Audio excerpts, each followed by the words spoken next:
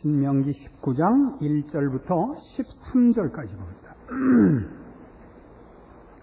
네 하나님 여호와께서 이 열국을 멸절하시고 네 하나님 여호와께서 그 땅을 네게 멸절하시고 네 하나님 여호와께서 그 땅을 네게 주심으로 네가 필경 그것을 얻고 그들의 각 성읍과 각 가옥에 거할 때에 네 하나님 여호와께서 네게 기업으로 주신 땅 가운데서 세 성읍을 너를 위하여 구별하고 네 하나님 여호와께서 네게 유업으로 주시는 땅의 전체를 삼구로 분하여 그 도로를 닫고 무릇 살인자를 그 성읍으로 도피케 하라.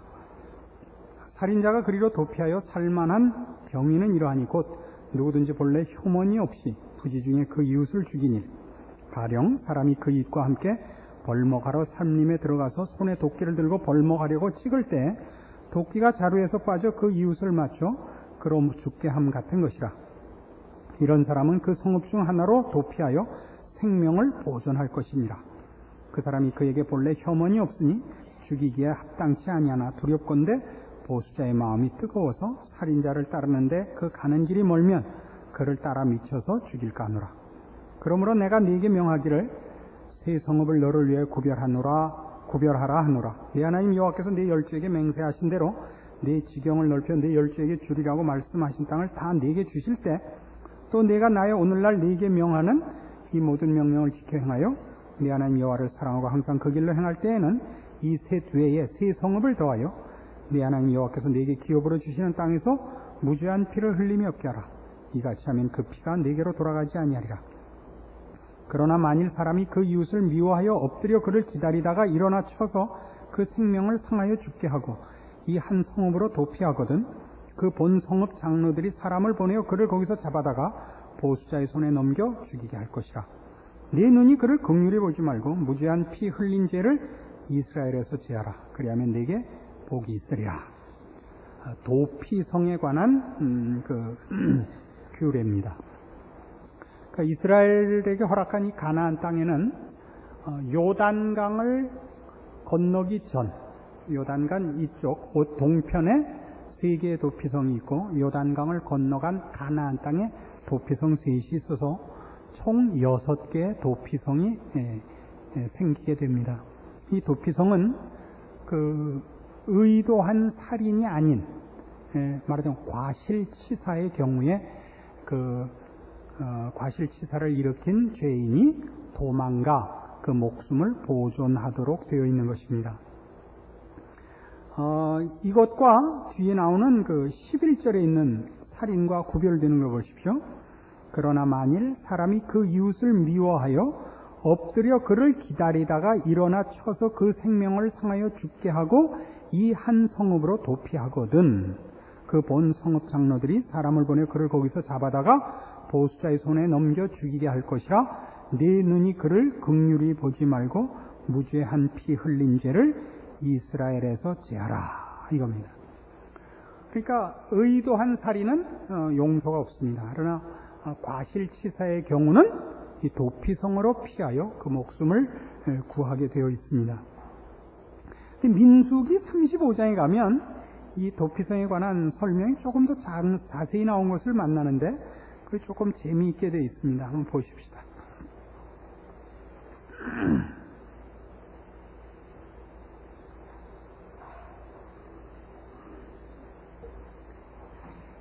민수기 35장 9절 여호와께서 또 모세에게 일러 가라사대 때 이스라엘 자손에게 말하여 그들에게 이르라. 너희가 요단을 건너 가나안 땅에 들어가거든 너희를 위해 성읍을 도피성으로 정하여 그릇 살인한 자로 그리로 피하게 하라. 이는 너희가 보수할 자에게서 도피하는 성을 삼아 살인자가 회중 앞에 서서 판결을 받기까지 죽지 않게 하기 위함이니라. 너희가 줄 성읍 중에 6으로 도피성이 되게 하되 세 성읍은 요단 이편에서 주고 세 성읍은 가나안 땅에서 주어 도피성이 되게 하라. 이 6 성읍은 이스라엘 자손과 타국인과 이스라엘 중에 우거하는 자의 도피성이 되리니 무릇 그릇 살인한 자가 그리로 도피할 수 있으리라 이겁니다. 그래서 이 그릇 살인한 자는 아까도 본 바와 같이 과실치사의 경우입니다. 그것이 쭉 설명이 나오고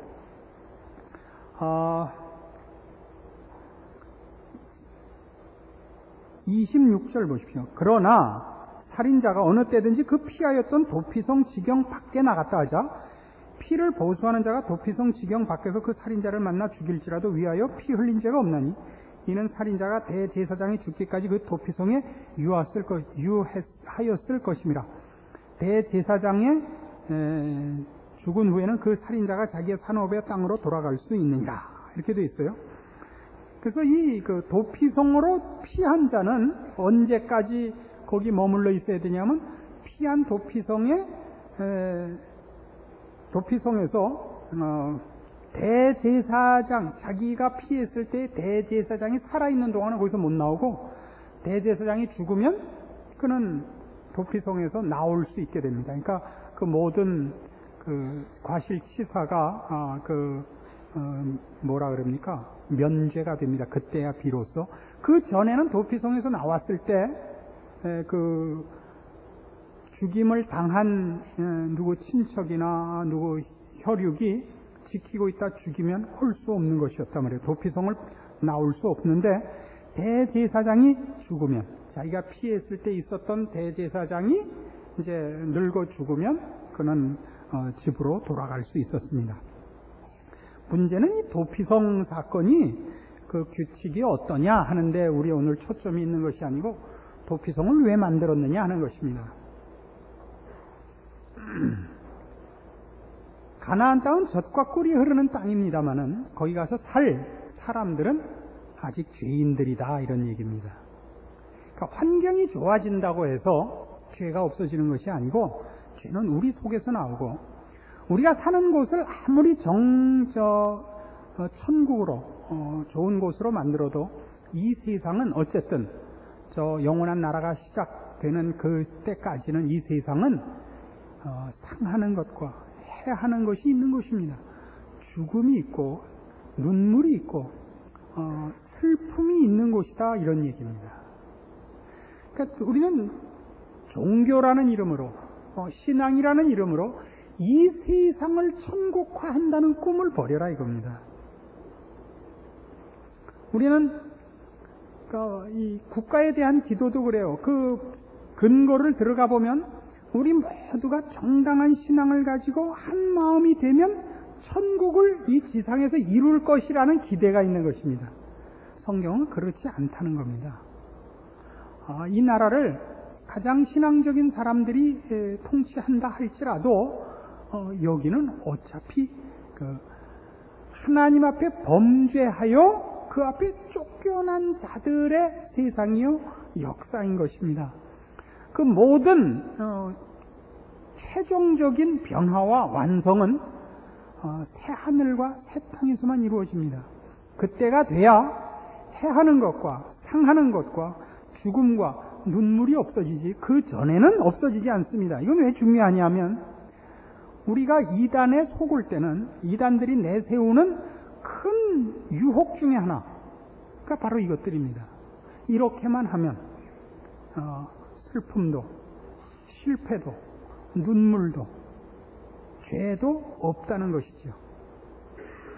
이 젖과 꿀이 흐르는 땅에 이스라엘 백성을 들여보내면서 6개의 도피성을 만들어야 했고, 저들이 고의로 범죄하지 않는다 할지라도 그 안에 상함과 눈물과 해함이 있을 수밖에 없는 것이라는 것을 기억해야만 우리는 우리의 신앙 문제에 있어서 근본적인 오해와 실망과 실패가 없어질 것입니다.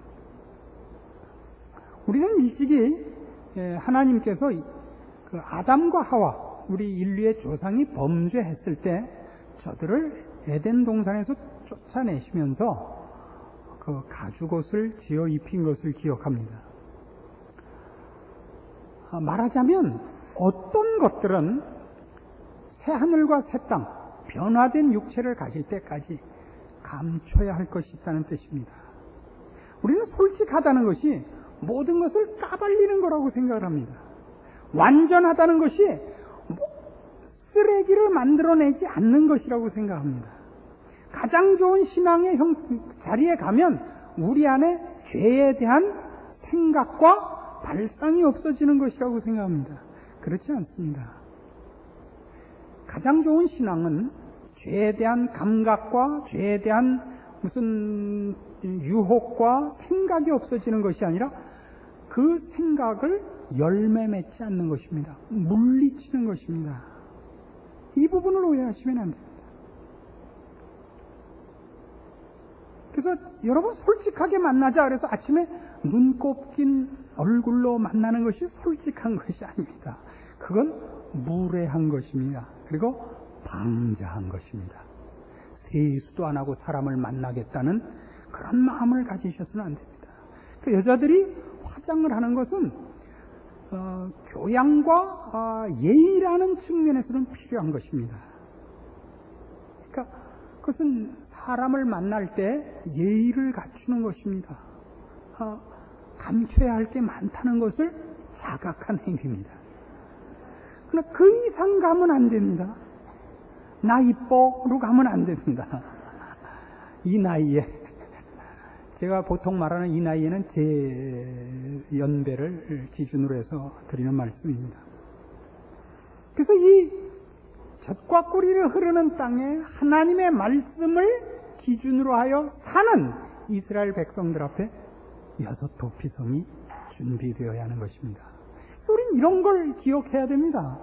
우리 신앙생활 속에서 가장 중요한 안목이 뭐냐? 깨우침이 뭐냐? 그건 바로 이겁니다. 우리 마음의 도피성을 만드는 것입니다. 어떤 한 사람이 내 마음에 들지 않거든 그가 지금 과실치사를 하고 도피성에 도망가도록 해주십시오. 우린 누가 실수를 하거나 모자라거나 잘못됐으면 아주 신문지상에 써놓고 아주 생중계를 해서 떠듭니다. 잘못을 지적함으로써 나는 그런 잘못을 저지르지 않았고 이런 잘못을 나는 참아보지 못하는 의로운 사람이라 하는 증명을 하기에 바쁘지 상대방을 살리는 생각이 없습니다. 다시 말해서 하나님께서 이스라엘 백성에게 도피성을 허락하신다는 것은 지금 이 이스라엘 백성들 뿐만 아니라 전 인류에 대하여 하나님께서 저들을 예수 그리스도의 십자가를 세우기까지 저들을 도피성 안에 가둬놓고 있는 셈입니다. 심판을 행사하시지 않고 기다리시는 셈이고 지금도 하나님은 지금도 우리 인류에게 후손들을 허락하십니다. 나다니엘 호손이 그렇게 얘기한 것으로 기억합니다만 어린아이가 태어나는 것은 하나님께서 아직도 인간들에게 희망을 걸고 있는 증거라 이런 말이 있습니다. 그렇습니다. 그 아이들은 다 죄인으로 태어납니다. 그런데 하나님이 그들을 변화시키고 구원하시고 은혜와 사랑과 구원을 베푸시겠다는 뜻이죠. 그래서 어린아이를 허락하시는 것입니다. 그 마음을 갖지 않으면 신자가 아닙니다. 우리는 믿음이라는 것이 성도된 것이 이렇게 손끝을 터는 것 같이 옷에 묻은 먼지를 떨어내는 것 같이 그렇게 자기 혼자 독야청청하는 것이라고 자꾸 생각을 한단 말입니다. 품을 줄을 모릅니다. 우리 안에 도피성이 없다고요. 누가 마음에 안 들거든 웃으십시오. 좀 더 나가면 웃지도 마십시오. 나도 저런 과정과 저런 시절이 있었다는 것을 기억하십시오. 그래서 성경이 우리에게 가르치는 것은 이겁니다. 도피성을 허락하시면서 과실치사가 있을 수 있는 것은 우리가 이미 사망이 왕노릇하는 지경에 와 있기 때문입니다. 그렇죠? 내가 고범죄를 짓지 않았습니다. 내가 기다렸다가 살인을 하지 않았습니다. 그러나 내가 지금 이 범죄를 짓지 않았다 할지라도 사망이라는 것이 우리의 삶 속에 들어와 있고 죽음이 우리에게 왕노릇하고 있다는 것은 우리가 어떤 처지에 와 있고 어떤 수준의 사람인가를 반증하는 것입니다. 그렇죠?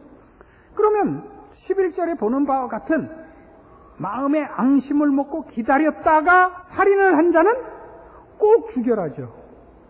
그러면 나는 그러지 않았다. 나는 모르고 그랬다. 그러나 우리가 의로운 사람이고 하나님 마음에 들게 사는 사람이었다면 우리의 삶의 영역 속에는 사망이라는 것이 있을 수 없습니다. 죄가 있을 수 없고 사망이 있다는 것은 죄값으로만 찾아오는 것입니다. 우리의 죄가 다만 무지에서 비롯된 것에 불과하다면 그게 사망이 왕노릇할 이유는 없습니다. 죄란 모르는 정도가 아니라 알면서도 거스리는 것 아닙니까? 의지적으로 반항하는 것입니다. 하나님께서 아담과 하와에게 이건 먹지 마라. 이걸 먹으면 너희가 죽는다. 맞죠? 이걸 먹으면 너와 나는 같이 살 수 없다. 나를 배신하는 것이다. 이렇게 경고했음에도 불구하고 하나님과 등을 돌릴지언정 나는 나 하고 싶은 걸 해야만 되겠다가 범죄 아닙니까? 선악과를 따먹은 일의 본질이죠. 그래서 드디어 사망이 그 죄값으로 왔습니다. 하나님과 분리되고 하나님의 은혜와 긍휼과 복 주심에서 제외된 자리에 온 것 아닙니까? 그래서 도피성이 필요하다는 것은 나는 고의로 살인을 하는 자가 아니라 할지라도 내가 사는 동네가, 나라는 존재가 속해 있는 영역이 사망이 왕노릇하는 것, 죄가 주인 노릇하는 곳이라는 반증이며 우리가 이미 그런 범죄를 저질렀고 저지를 수 있는 가능성 속에 있다는 얘기입니다. 여기서부터 출발을 해야죠. 너는 죄를 지었고 나는 안 지었다. 이런 싸움의 문제가 아니죠. 그 속에 있죠. 오늘 나는 죄를 안 지었고 저 사람은 죄를 지었습니다. 그러니까 그거는 같은 나무가, 같은 감나무가 감이 달려있는 나무와 감이 달려있지 않는 나무의 차이입니다. 감이 달려있으면 감나무고 안 달려있으면 아닌가요? 살인은 미워하는 데서부터 출발하는 것 아닙니까? 마태복음 5장에서 이렇게 지적합니다.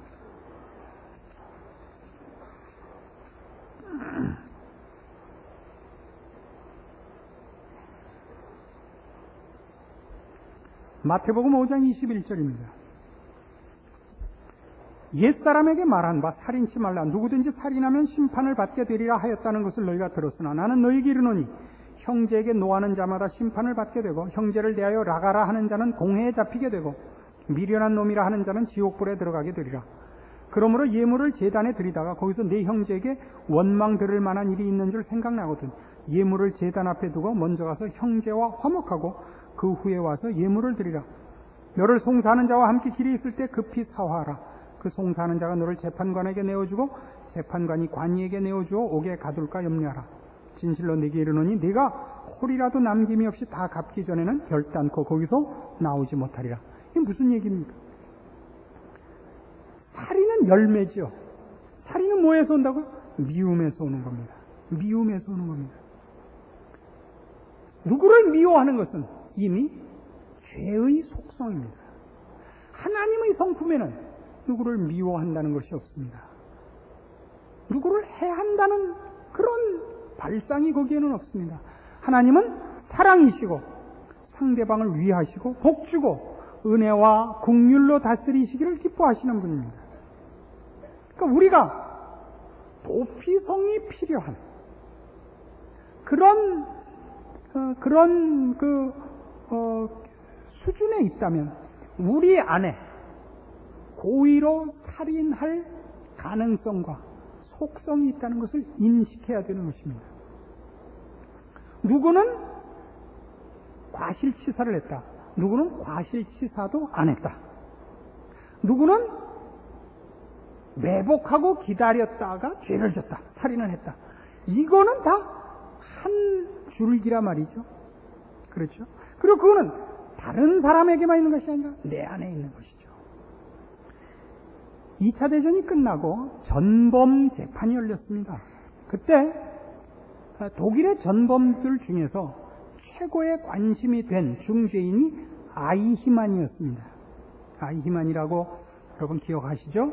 모든 유대인들을 그 가스실로 보낸 그런 일의 책임자였던 독일의 순례죠. 근데 그 사람에 의해서 피해를 본 그 수많은 유태인 중에 한 사람이 이제 법정에 증인으로 서게 됐는데 그 정확한 이름을 지금 기억을 할 수 없습니다만은 그분이 법정에서 그 증언을 하다가 졸도를 했습니다. 그래서 뭐라고들 그 신문지상에 그걸 추측을 해서 썼느냐 하면, 그 예전에 독일이 흥왕했을 때 그 폭력 앞에서 당했던 피해의 그 공포심이 아직도 남아 있어서 그 앞에 서자 동일한 공포로 저가 그 앞에서 자지러들었다라고 썼습니다. 근데 나중에 이 사람이 그 글을 보고 다시 고백한 얘기는 뭐냐면, 그게 아니라 자기가 기절을 한 이유는 아이히만이 나쁜 놈이고 어떻게 인간이 그럴 수 있는가, 이런 원한과 증오심으로 거기를 섰었는데, 문득 깨우침이 오기를, 너와 아이히만이 뭐가 다르냐라는 깨우침이 있었다는 것입니다. 우리는 우리의 그 근대사의 가장 큰 아픔으로 일본 제국주의의 그 압제를 늘 듭니다. 실제로 그 고통을 겪으신 분들도 아직도 많이들 살아계셔서 우리 교단의 원로 목사님이신 장경재 목사님이라고 계십니다. 아주 신앙이 뛰어나시고 인격자십니다. 그런 인격자를 본 적이 없고 그렇게 크지 않은 교회, 500에서 1000명 사이의 교회를 개척하셔서 여태까지 몇십 년을 목회해 오셨는데, 우리 교단 산하의 합동신학교를 돕는 일에 열심히 앞장서셔서 말하자면 한 달에 2천만 원쯤의 후원금을 내십니다. 아마 거의 그 교회 한 달 헌금의 절반가량을 내실 겁니다. 그런 아주 독특한 신앙의 그 맹장이신데 겸손하시기가 짝이 없습니다. 어쩌다 만나면 그분이 언제나 먼저 허리를 굽히고 저한테 인사를 해와서 저는 그냥 늘 땅속에 들어갔다 나오고 그러는 분입니다. 이분이 좋은 말을 다 하시고 옛날 이제 그 신앙의 그 과정을 얘기하시다가 일본 사람 얘기만 나오면 일본 놈들이 있고, 그것만은 언제나 욕이에요. 일본 놈들이지 한 번도 일본 사람이가 안 됩니다.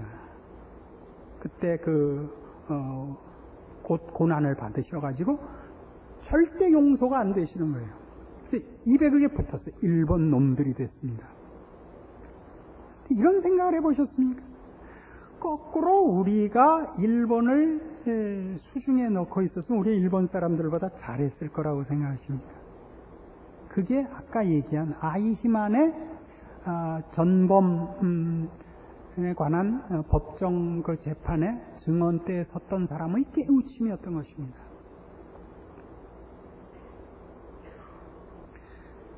세상의 역사를 보면 어느 나라가 꼭 못됐고 어느 나라가 공의로운 것이 아니라 언제나 힘이 약한 나라는 의와 평화와 공평을 부르짖고 힘을 가진 나라는 그걸 쓰지 않습니다. 사람은 누구든지 칼을 잡으면 휘둘러 보지 가진 칼을 녹여서 숟가락을 만드는 사람은 없습니다. 우리나라 사람들이 지난 한 10년 동안 우리나라가 조금 돈푼깨나 가졌을 때 동남아 국가에 우리보다 못 사는 나라 사람들이 들어와서 우리나라에서 일을 했습니다. 그 사람들에게 우리나라 사람들이 한 인종차별과 멸시라는 것은 굉장한 것이었습니다. 이렇게 전 세계적으로 문제가 될 만큼 많은 사건과 크게 아직 안 되어서 다행이었죠. 그리고 다시 망해서 이렇게 덮여졌지, 결단코 우리나라 사람들은 더 평화를 사랑하고 예의 바르고 그렇지 않습니다. 그건 우리의 착각입니다. 지금 성경이 우리에게 가르치는 건 그겁니다. 도피성을 준비하라는 하나님의 말씀 속에서 우리가 깨우치는 건 그겁니다. 우리 모두가 살인자입니다. 우리 모두가 거짓말쟁이고 우리 모두가 하나님 앞에서 등을 돌린 배은망덕한 나쁜 사람들입니다. 스스로 의와 진리와 생명과 빛을 피하여 어두움과 사망과 부패와 더러움을 택한 것입니다. 그것이 우리 속에 있습니다. 남이 그것을 가지고 우리를 피해를 입히면 우리는 짐짓 규칙과 공평과 법을 들고 따집니다만 우리가 힘을 가지면 우리는 한 번도 양보하지 않았던 것입니다. 그래서 오늘 이 문제를 가지고 우리가 확인해야 되는 건 이겁니다. 나는 죄 졌나 안 졌나가 아니라 죄 지은 사람에 대하여, 내가 볼 때 나보다 못한 사람에 대해 여러분은 어떤 감정과 어떤 생각과 그 사람에 대해서 어떤 반응을 보이시느냐 이겁니다. 그들이 도피성까지 가기 전에 죽입니까? 헬리콥터 타고 쫓아가서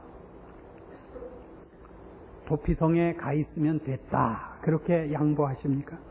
그게 아닙니다. 그건 내 얘기다 이겁니다. 우린 아무도 용서할 자격과 권리가 없습니다. 어느 인간이 미친 짓을 했으면 그건 곧 우리 모두의 본색을 드러내는 것입니다. 부끄러운 얘기입니다만, 오늘 아침 신문이었나, 어제 아침 신문이었나, 우리 한국은행 총재가 미국 가서 기자회견해갖고 묵사발된 얘기가 나왔습니다. 그것이 국제적으로 얼마나 망신이냐 이런 얘기를 하려는 것이 아닙니다.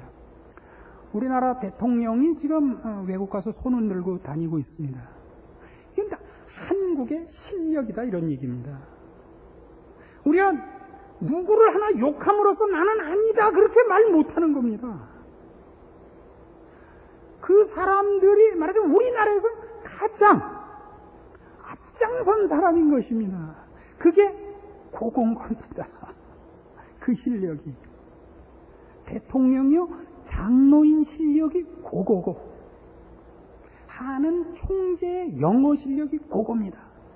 토플 52점입니다. 근데 어떻게 총재가 됐나? 모르죠. 기도 많이 했는지 모르죠. 누구 공격하자는 얘기가 아니라니까요. 그게 한국과 한국 사람의 수준이라고요. 우리는 욕할 수가 없습니다. 이게 오늘 우리가 확인할 문제입니다. 세상 사람들은 예수 믿는 사람 조금 낫죠. 세상 사람들은 만나면 말이 안 되죠. 우리 동네에서 한 번은 아침에 나오는데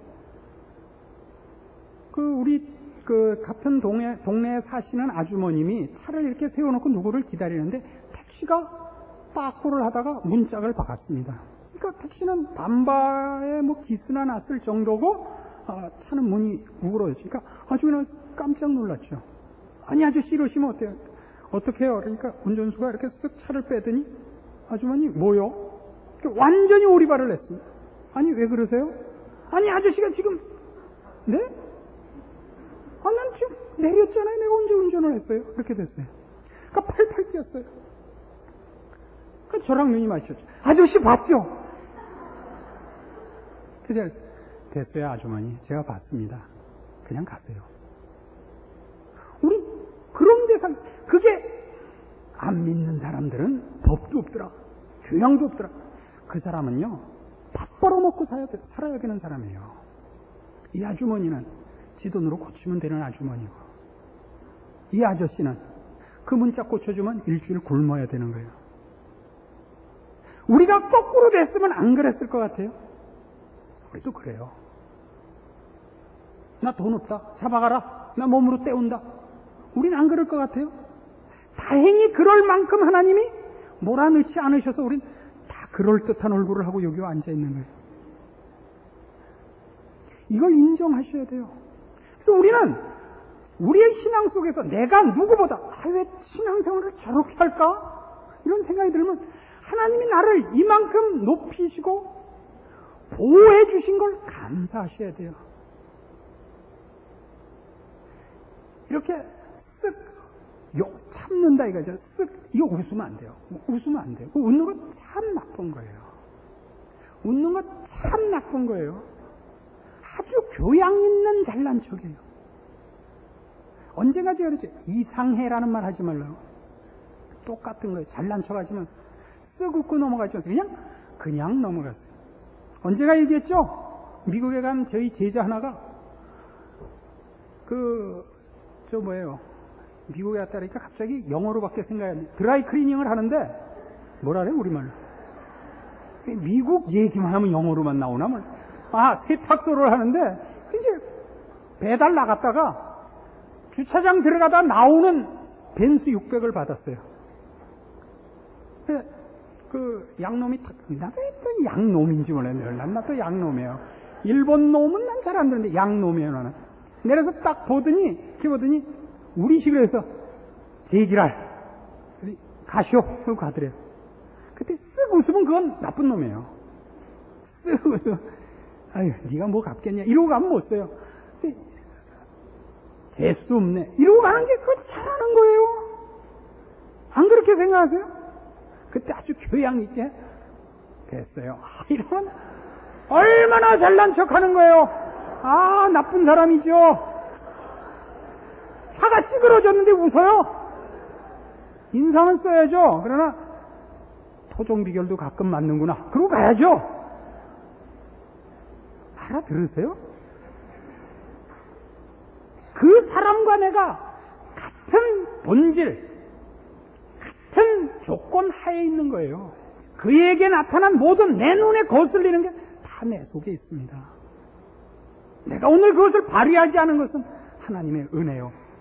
내가 그것을 물리칠 수 있었다면 내가 생명과 의와 거룩으로 거듭난 탓입니다. 이거 감사할 줄 알아야 됩니다. 이것이 성도들이 갖는 신앙의 참다운 본질입니다. 못난 사람을 볼 때마다 자신을 확인하는 것. 여러분 마음에 도피성을 가지십시오. 그리고 여러분도 자주 용서하십시오. 여러분 스스로에 대해서 난 왜 밤낮 이럴까? 그렇게 이렇게 너무 결벽증을 가지지 마세요. 그럼요, 우리 실력이 그렇죠. 저는 말이죠, 설교하고 한 번도 마음에 만족하고 내려간 적이 없습니다. 나는 왜 좀 더 내 손을 떨지 못했을까? 그게 저는 불만입니다. 좀 더 멋있게 할 걸. 오늘도 이거 얼마나 내용이 좋아요. 그러면 이렇게 도통한 폼으로 이렇게 멋있게, 여러분, 우리 이래서 되겠습니까? 이렇게 해야 되는 거 아니에요? 이걸 뭐 이렇게 아글아글 쓰면서 왜 이래요? 저도 결벽증이 있는 거예요. 여러분에게 제가 그 오해된 모델이고 싶지 않은 거예요. 우리 목사님 저렇게 멋진 데까지 갔는데 난 뭐야? 이게 여러분이랑 저랑 고부고부예요. 그냥 마카마카라 말해요. 막상이 없어요. 우리는 마카마카죠. 막상은 없죠. 하향평준하죠. 그러나 우리가 이걸 이기는 것입니다. 그걸 알고 우리 안에 삼키는 것입니다. 극복하는 것이죠. 거기서부터 여기까지 왔고, 여기서부터 우리가 아는 그 멋진 자리, 아브라함과 다윗과 모세가 선 그 자리, 아니 그리스도의 품에 갈 것입니다. 그것이 성경이 우리에게 약속하는 것입니다. 그 소망과 믿음 가운데서 우리는 다른 이를 용서하고 나를 용서하고 우리 하나님의 복주심과 인도하심 속에서 이 모든 것을 신앙으로 기다리는 것입니다. 기도하십시다. 하나님 아버지 은혜를 감사합니다. 우리 하나님 앞에 그 자녀로 부름을 받은 이후로 새 생명 가운데 선 이후로 얼마나 다른 사람이 되었는가를 봅니다. 우리는 자신을 증명하기 위하여 서 있지 않고 새 사람으로 거듭난 이 복된 변화를 누립니다. 나와 방불한 많은 영혼들의 범죄와 부족함과 연약함을 목도할 때마다 우리가 어떤 은혜를 입었는가, 어떤 기적 속에 있는가, 어디로 가는가, 내가 누구인가, 누구였었는가, 그리고 이제는 누구여야 하는가 생각하며 믿음 안에서 승리를 약속합니다. 뒤를 돌아보면 참으로 기적 같은 우리의 인생 여정인 것을 확인합니다. 그리고 남은 날들에 더 큰 기적과 승리와 영광이 있을 것을 믿습니다. 우리 모두 이 믿음 안에 이 한 자리에 모였습니다. 오늘 주신 말씀, 우리 하나님께서 우리를 어디서 부르셨고 어디까지 도달케 하실 것인가 깨우친 대로 승리하는 저희들 되게 하시고 인내하는 저희들 되게 하시고 용서하며 사랑하며 주 앞에 서는 저희들 되게 하옵소서. 예수님의 이름으로 기도합니다. 아멘.